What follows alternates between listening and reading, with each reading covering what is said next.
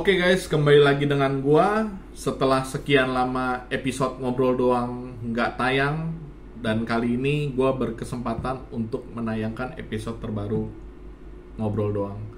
Tetapi yang gua ajak ngobrol kali ini adalah orang yang pernah waktu itu gua ajak ngobrol. Nah, ini videonya ada di sini ya. Nih. Nah, sekarang gue udah lama nggak ketemu dia, sekitar 4 bulanan yang lalu lah terakhir itu. Dan dia itu ternyata punya masalah yang baru. Dan gue akhirnya ngajak ngobrol dia. Dan sekarang inilah dia episode yang terbarunya. Simak terus ya. Awal mulanya gimana sih? Lu bisa? Iya, gue sempat satu kerjaan sama dia. Itu sekitar bulan 10 atau 11 gitu. Tahun kemarin lah ya? Ya, tahun kemarin. Ya kan? Nah, posisinya gue selalu satu jam lah kerjanya sama dia, bareng terus gitu, satu shift, ya kan. Nah, posisinya juga dia dulu pernah sempet kerja perusahaan gue yang dulu, Di tempat kerja lu yang yang dulu gitu. Okay. Cuman dia junior, gue seniornya, gak sempet ketemu, tapi dia mantan perusahaan gue lah dulu. Sempat satu kantor, cuman walaupun beda kantor tapi satu naungan lah. Tapi lu kenal, lu tahu dia lah ibaratnya. Gua tahu dia karena dia udah kerja sini. Oh. Gitu. Gua taunya dia karena dia udah kerja sini. Dibilang, gua dulu kerja di sini, gini. Oh, itu tempat kerja gua dulu tuh. Gitu. Nah, dari situlah ngobrol-ngobrol. Dia juga orang Medan. Sama kayak lu ya? Ya, orang Medan. Jadi ngomong Hokkien. Oh. Jadi sering ngobrol satu shift juga, ngobrol. Wah, lumayan nih, orangnya asik, gini. Nah, ketika dia kerja, sepertinya dia kerjanya kurang kuat. Gue ngeliat fisik dia, karena umur dia sama gue beda 3 tahun, lebih tua dia. Lebih tua dia ya? Ya, lebih tua dia. Jadi dia kerja kayak ambruk gitu, kayak cepet capek. Kayak udah nggak semangat gitu kayak, ya? Kerjanya jadi cepet capek lah. Lihat dia kerja, kita kan kerja 12 jam. Iya. Ya kan, dia kerja 8 jam aja udah aduh gimana gitu. Ya gua kasihan lah lihat dia kadang ya. Ya udah dong. Akhirnya ngobrol. Gimana bro kalau kita buka usaha aja daripada kita kerja sama orang terus. Dia yang ngajakin lo tuh? Gua yang ngomong.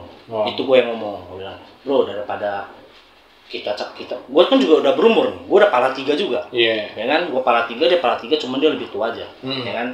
Bro, daripada kita kerja sama orang terus, ya kan, kita kerja berapa jam sehari gini, kita kerja, yang kaya bukan kita, yang kaya bosnya, ya kan, kita buka usaha aja.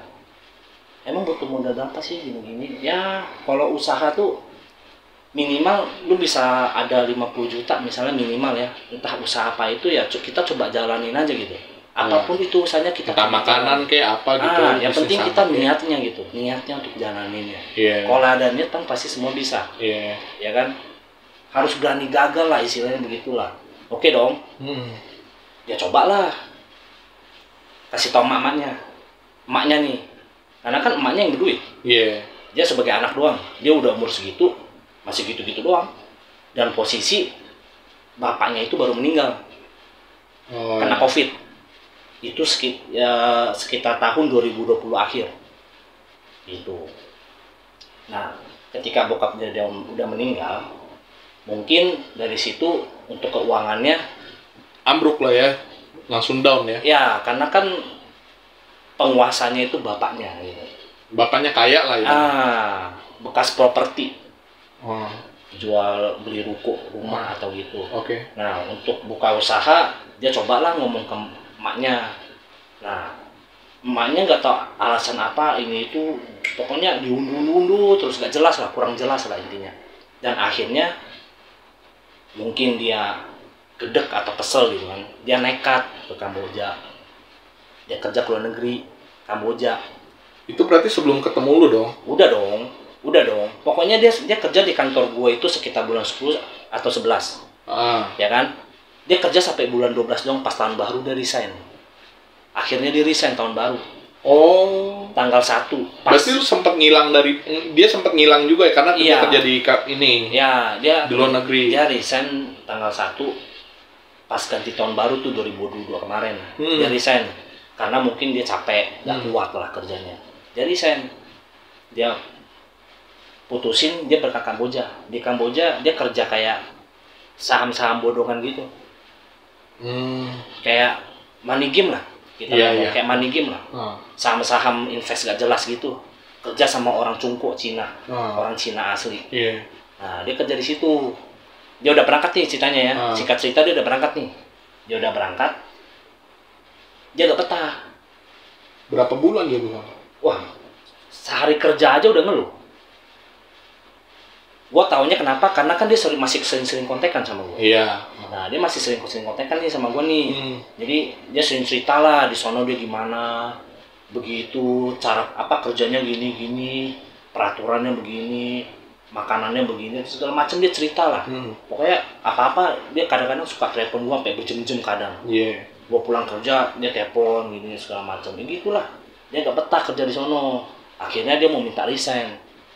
Orang begini tuh susah kerjanya, ngeluh terus yang ada. Cuma bisa ngeluh. Gitu. Nah, sampai sono dia mau resign tapi kena denda. Gak bisa asal keluar gitu aja. Dia kena denda 60 juta. Karena kontrak ya? Karena kontrak mungkin, kontrak setahun. Udah gitu kan di sono kata kasarnya perdagangan tenaga kerja. TKW lah istilahnya, TKI lah. Nah, pas dia mau resign, dia disuruh denda 60 juta dimintain. Itu. Nah, akhirnya mau gak mau dia ngomong lah ke emaknya. Gitu. Dan akhirnya ditebus emaknya sekitar 60 atau sampai 90 juta gitu. Anjir. Sekitar segitu ya, 60 sampai 90 ya. Nah, itu ditebus lah sama emaknya. Supaya dia bisa balik ke Indo lagi. Nah, akhirnya dia udah balik nih. Oke, kita ngomong dia udah balik ya. Itu dia balik berarti sekitar bulan 1. Awal tahun 2022. Awal tahun dia berangkat. Oke. Akhir tahun dia pulang. Berarti cuma berapa hari di sana? Nah, bentaran doang. Akhir tahun dia berangkat. Enggak, awal tahun dia berangkat. Tanggal 1 kan dia resign kantor gua. Tanggal 1 Januari. Iya, dia resign kantor gua. Ketika dia resign, selang seminggu atau 2 minggu dia berangkat ke Kamboja. Selang seminggu 2 minggu ya, berarti pertengahan ya. Iya. Akhir bulan atau awal bulan gua dia balik. Oh. Dia balik ke Indo. Nggak nyampe sebulan ya? Nggak nyampe sebulan. Itu nggak sanggup kerja dia mah, tambang-tambang kayak gitu. Iya. Cuman bisa ngeluh doang. Iya. Anak mami banget kan kelihatan. Benar-benar. Cuman istilahnya ngandelin hak warisan keluarga gitu. Iya. Udah kelihatan karena bapaknya meninggal aja. Iya. Ya, nah ya udah dong. Pas dia udah pulang, dia minta kerjaan lah sama gua. Masih kotek-kotekan nih biasa nih. Minta kerjaan lah sama gua. Dia panggil gua Pe ya, biasa ya. Pe, lu ada kerjaan nggak gini-gini? Gua kalau bisa gua kerja kantor lu lagi dong. Kayaknya lebih enak, lebih santai, lebih nyaman. Gua juga udah kenal sama orang-orang sono. Gak perlu beradaptasi lagi ke kantor baru. Gitu. Kalau bisa kantor lu aja. Cabang lain nggak apa-apa, yang penting tetap satu bos sama kantor lu gitu. Iya. Nah, dari situ ya udah gua coba tawarin lah. Akhirnya diterima kerja nih, tapi bukan satu kantor sama gua, beda cabang aja. Beda cabang. Cuman beda kantor aja, tapi tetap satu bos. Ya kan? Nah, sebelum hari pertama dia kerja, dia udah diterima nih posisinya nih. Sebelum dia kerja, di malamnya itu dia tiba-tiba telepon gua katanya, Pepe, ini nyokap gua mau kasih gua modal nih buat buka usaha. Ternyata akhirnya bokap gua setuju nih kasih gua modal 50 juta buat kita buka usaha.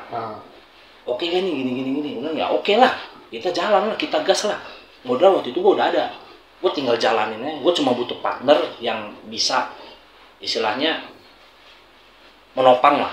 Ya. Saling melengkapi lah. Ya, buat join jalan bareng lah ya. Jalan bareng lah. Kalau mau sukses bareng. Yeah. Satu jalan, satu visi, satu misi lah kata kasarnya gitu.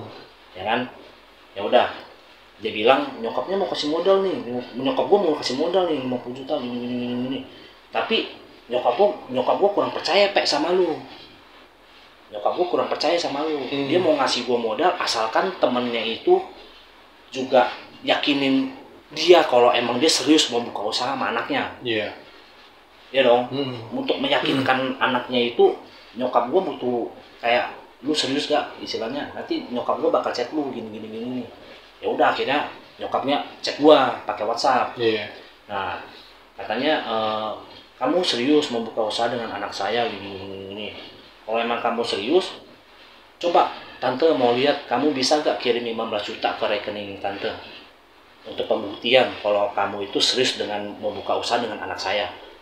Kalau emang benar serius, tante bakal modalin berapapun itu. Emaknya bilang gitu. Emaknya gitu. Karena kan ketika emaknya ngomong seperti itu, gue percaya. Kenapa? Karena kan emang background keluarga dia itu orang berada. Ya lu tau lah ya. Karena gue tahu selama ini gitu, dari rumah dia, dari keluarga dia, gue tahu background dia itu lumayan berada, ada duit lah. Cuman mungkin anaknya aja yang belum sukses gitu. Karena mungkin gue gak tahu lah masa lalu dia seperti apa ya. Yang gue tahu ya gue kenal dia sekarang ini gitu. Karena gue cuma lihat dia kasihan kerja sama orang, ya kan. Gue juga care lah sama dia walaupun baru kenal juga, tapi setidaknya ya gue ada rasa simpati lah ke dia. Ya udah akhirnya gue kirimin tuh 15 juta.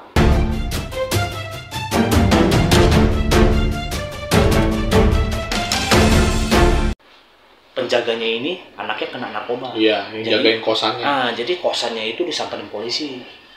3 hari 2 hari dia itu tiba-tiba bilang ceknya hilang. Dipakai sama orang sono buat narkoba katanya. Orang sono mana?